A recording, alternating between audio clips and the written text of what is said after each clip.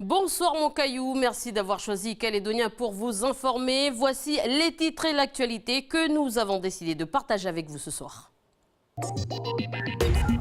Les transports scolaires dans le viseur de la gendarmerie, les contrôles se multiplient. Nous avons suivi les opérations, une opération inopinée cet après-midi à Pointe-Boute. Coupe du monde de moins de 17 ans, ça commence demain. Les footballeurs calédoniens accueillis comme des stars en Inde. Quelles sont les chances de qualification en 8e de finale pour nos jeunes cagous? Réponse avec Adrien Espinoza dans ce journal. Suite de notre feuilleton, Maria, notre médecin généraliste, continue sa quête de savoir sur la médecine traditionnelle. Après Koumakiyar, elles seront au musée de la Nouvelle-Calédonie. Elle va découvrir que la colonisation a chamboulé la médecine kanak. Retour dans le passé. C'est le 6e du genre depuis le début de l'année. La gendarmerie a procédé aujourd'hui au contrôle routier des transports scolaires à Pointe-Boute. Vendredi dernier, 4 transports professionnels ont été condamnés, des amendes de 30 à 50 000 francs et 2 sociétés ont été reconnues coupables à la suite de 2 accidents sur la RT1. La gendarmerie multiplie les opérations de prévention, un sujet que vous pourrez suivre après le sujet social que nous allons vous présenter aujourd'hui. Donc le dialogue est définitivement rompu entre le GIE Carouillard Bus et le syndicat mixte des transports urbains du Grand Nouméa, le SMTU. 6 semaines après le début du mouvement de Carouillard, le SMTU a décidé de saisir la justice.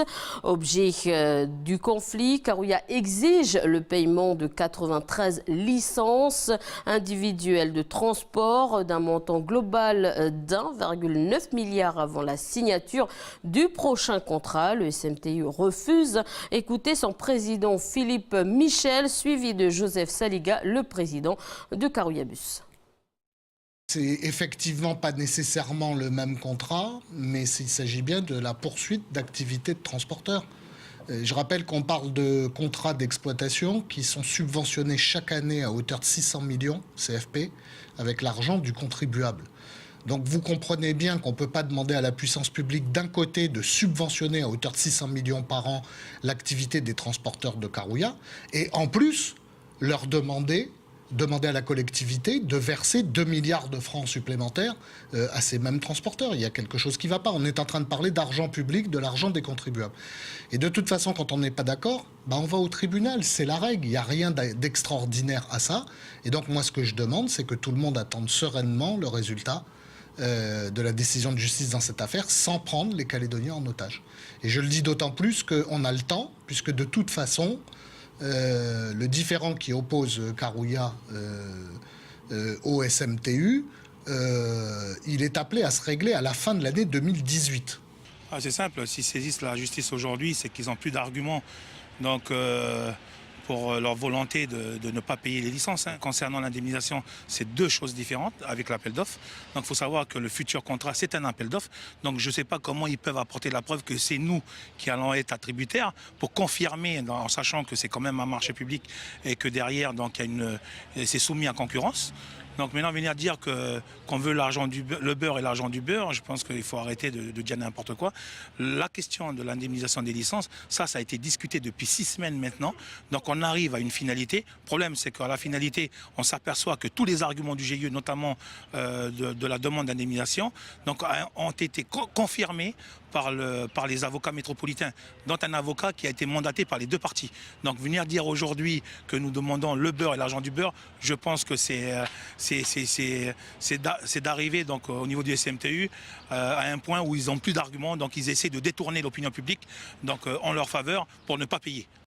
Voilà des propos recueillis par Falaï Wedjo concernant Carouillard. Le service est assuré à 100% par Carouillard, je vous le disais à l'instant, pour l'instant. Passons cette fois-ci à notre sujet. C'est le 6e du genre depuis le début de l'année.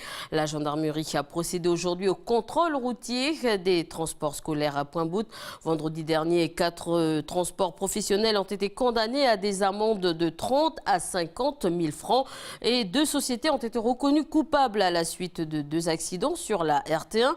La gendarmerie multiplie les opérations de prévention. Anissa Toussi était sur place. C'est un reportage sans commentaire.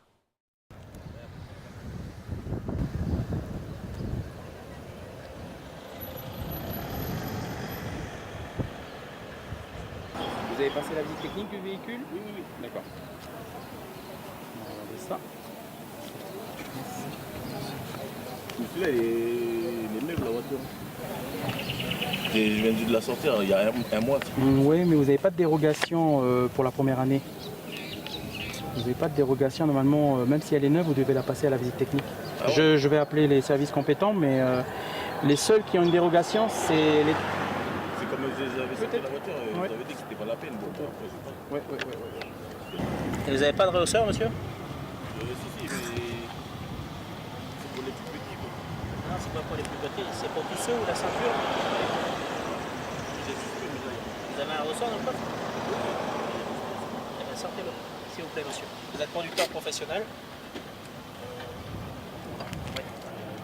Effectivement, la première année, les taxis ne sont pas soumis, véhicules neufs, sont pas soumis à la visite technique. D'accord. Et apparemment, ils n'ont pas l'obligation d'attacher la ceinture pour les passagers à bord. D'accord, ok. Voilà. Ça ne m'empêche pas de faire un message de prévention.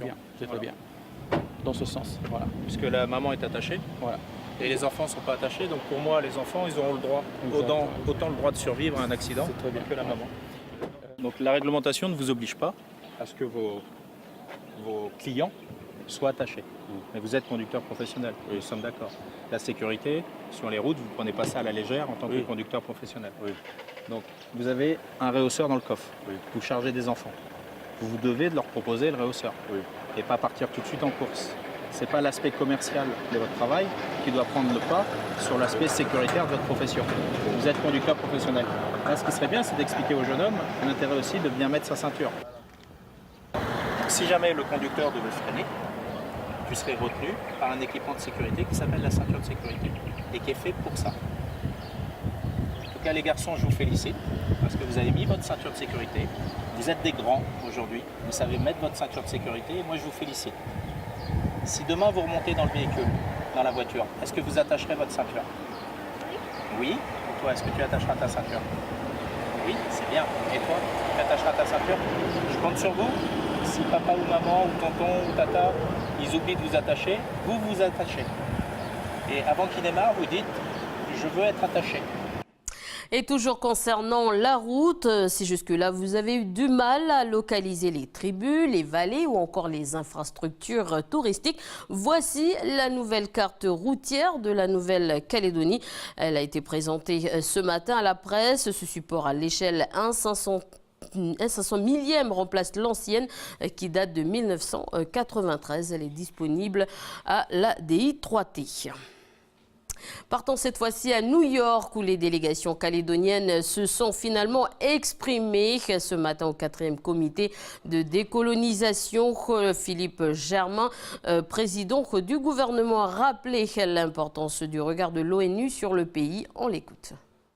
C'était l'occasion pour moi de leur expliquer le processus, l'organisation du référendum dès 2018, faire en sorte que ce référendum ne soit pas l'occasion de diviser les Calédoniens, qu'au contraire, il soit qu'une étape sur le chemin de notre destin en devenir.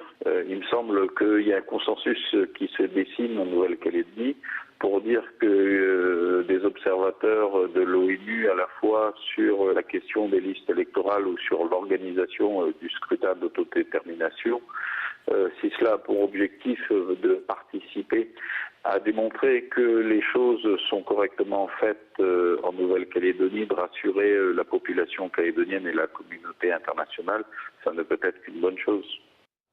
Un consensus qui semble exister quand on écoute Roch Ouamiton, porte-parole du FLNKS.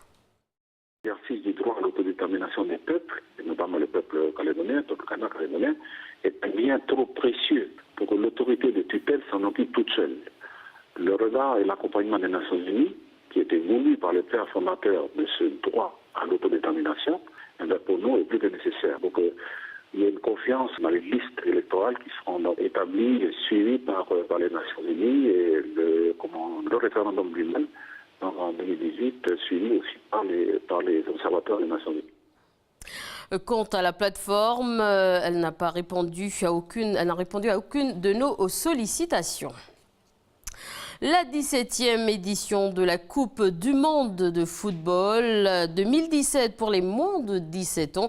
Nos jeunes Cagous ont débarqué hier sur le tarmac de Guwahati en Inde. Comme des stars, ils ont été accueillis et conduits par un convoi de police vers l'hôtel Vivanta Baitage.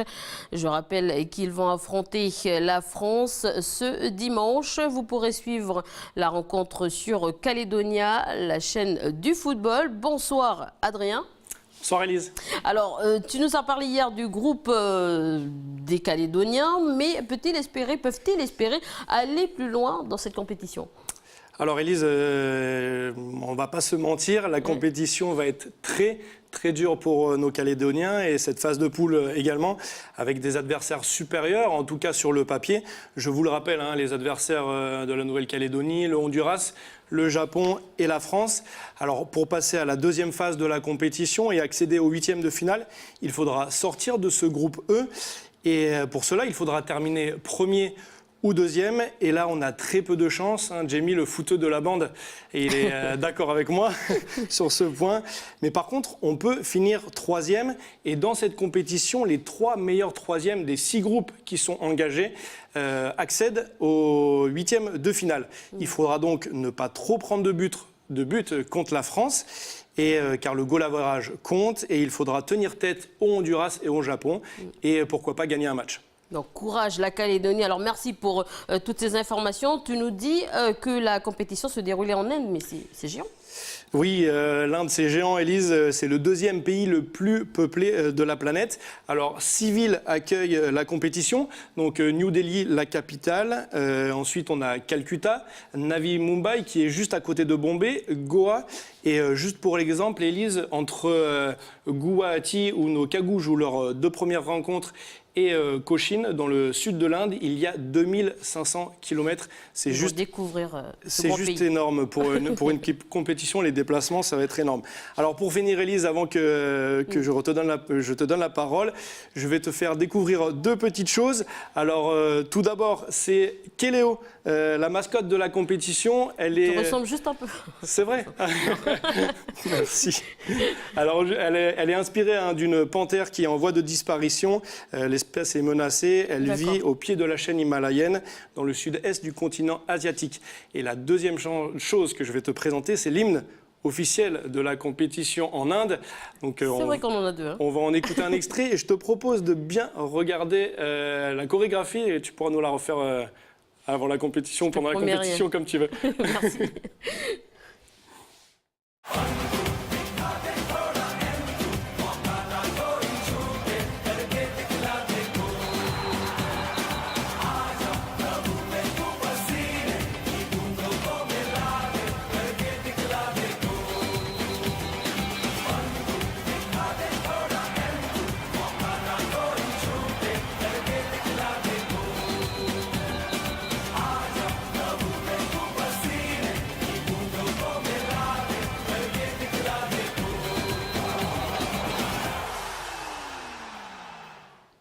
Merci Adrien pour toutes ces informations. Tu retiens bien la chorégraphie. Okay. Non merci, ça va.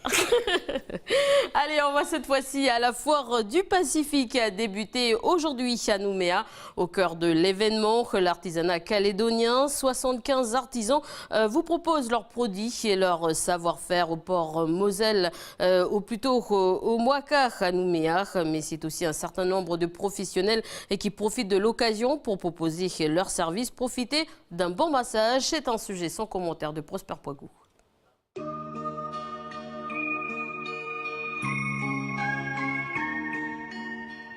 Donc là, je me retrouve sur le stand pour de l'information, pour masser. C'est vrai que depuis ce matin, là, je viens de finir. Je suis assez content. Il est 15h passé. Et oui, un grand succès comme à chaque fois. Et ça fait plus de 4 ans maintenant qu'on est sur la Foire du Pacifique. Et on est, entre guillemets, l'attraction donc à la Foire du Pacifique.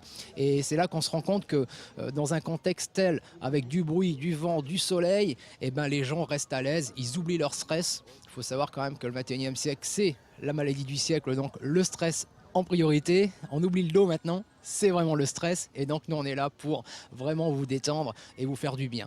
On intervient certes par des acupressures. Des acupressures, ce sont des points spéciaux, entre guillemets, qui sont là pour ouvrir certaines portes et nous permettre une facilité justement dans notre travail. Donc on peut toucher un point et avoir une électricité qui monte jusqu'à la tête pour simplifier encore une fois, ou toucher au niveau d'une hanche un point très précis qui peut aller jusqu'à l'orteil, je parle bien du gros orteil.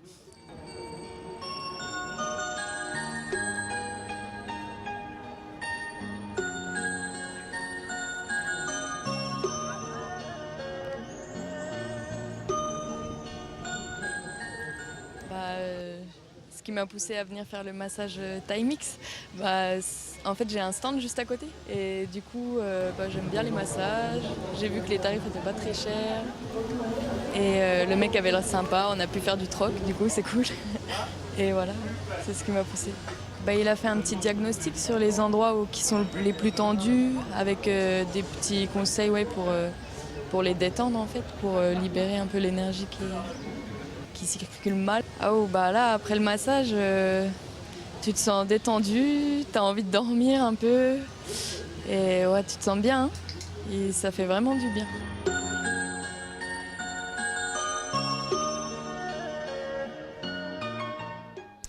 Autre événement, le salon de l'innovation qui se déroule toujours à Nouméa. Et regardez, cette invention, elle va sûrement rendre jaloux les scientifiques de l'expédition Tara. Exposé donc à ce salon, le drone sous-marin a été fabriqué par les jeunes Chinois. Plus besoin de plonger pour explorer sous l'eau. Même notre journaliste Lindsay Wamo a été impressionné.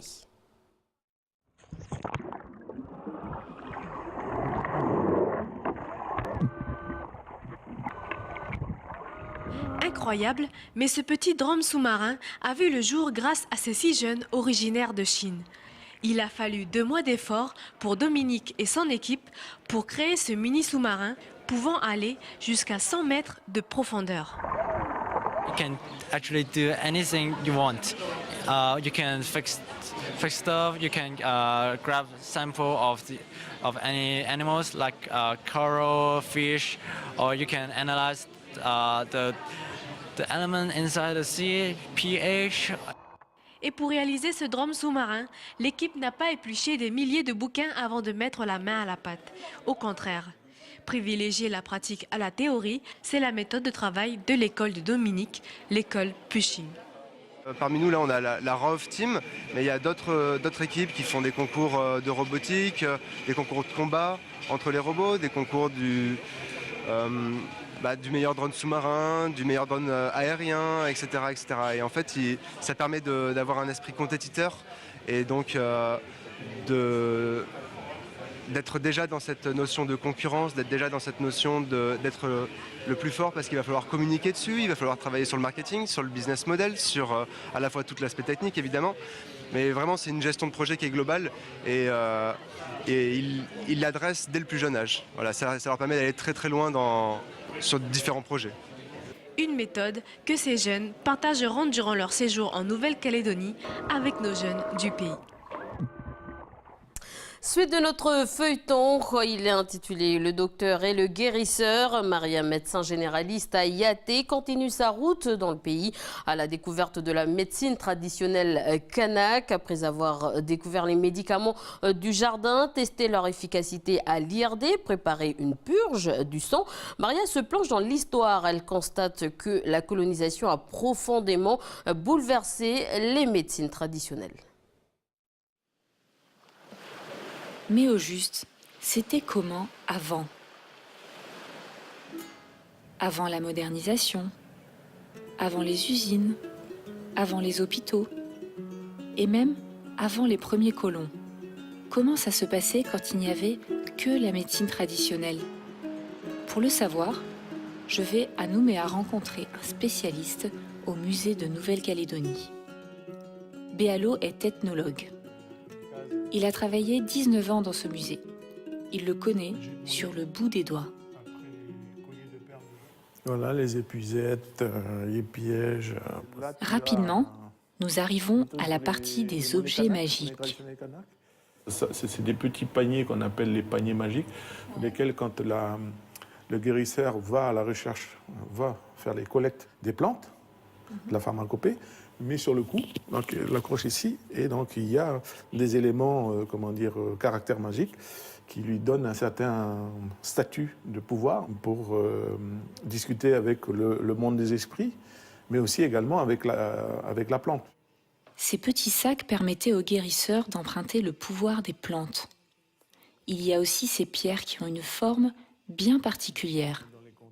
Par exemple, cette pierre. Pierre phallique. Voilà. Donc ça, c'est les hommes qui ont des les problèmes hommes et qui qui ont vont voir le des problèmes guérisseur. d'érection, donc ils vont voir le guérisseur. Il y a 2 siècles, tous ces objets peuplaient les Kaskanak. Et soudain, ils ont disparu pour être remplacés par autre chose. Et donc, ça vient de Tours, la région de Tours. Le chef, il était converti en christianisme. Ah ouais, donc il a rajouté... Il a rajouté ça. La croix. Ouais, la croix. C'est-à-dire que sa flèche fêtière est convertie au catholicisme. Une flèche fêtière catholique. Ouais, voilà. Les missionnaires. Arrivés au XIXe siècle en Nouvelle-Calédonie, ils découvrent un peuple avec plusieurs dieux, des esprits et de la magie. Ça n'est pas compatible avec l'Évangile. Des curés tentent alors de se débarrasser de ces objets associés au diable. J'ai fait une enquête sur Marais, à l'île de Marais. Et donc, il y a deux coutumiers sur Marais qui m'ont raconté comment, à l'époque, les 2 curés, donc c'est récent, hein, c'est dans les années 60, 1960, ils ont fait appel à l'ensemble des clans sur la région de La Roche, à Marais. Il leur a dit d'amener un soir, la tombée de la nuit, leur panier magique, et ils ont fait un feu de camp, un grand feu de camp, et ils ont brûlé. C'est incroyable, c'est-à-dire qu'ils ont détruit une partie du patrimoine culturel en plus. Sûr, voilà. Pour moi, c'est un génocide de la connaissance du savoir, de guérison. Ah ouais, ouais. Et donc voilà quoi. Voilà. Donc aujourd'hui, les guérisseurs, les jeunes guérisseurs ou les guérisseurs ou les voyants, Kanak, ils se méfient de ça. Ouais. Donc on peut aller facilement dire je suis malade et ensuite alors qu'est-ce qu'il y a dans ton panier ouais. Donc ils se méfient de ça parce qu'il y a déjà ces pratiques qui ont été utilisées par les missionnaires de l'époque. Ok, donc il faut pas croire que ça n'existe plus. Si moi je vais dans une tribu, dans une case et que je vois rien, c'est pas parce qu'on voit pas qu'elles ne sont pas là. Voilà. Et les pratiques sont encore là, mais elles sont elles sont protégées, elles sont cachées. Voilà. Voilà, Maria continuera sa quête demain dans la tribu de Okulna à Yingana. Reportage signé Guillaume Claire et Jérôme Baudenès. C'est la fin de ce journal. Merci de votre attention. À suivre notre émission Bienvenue dans la bande. Bonne soirée à tous.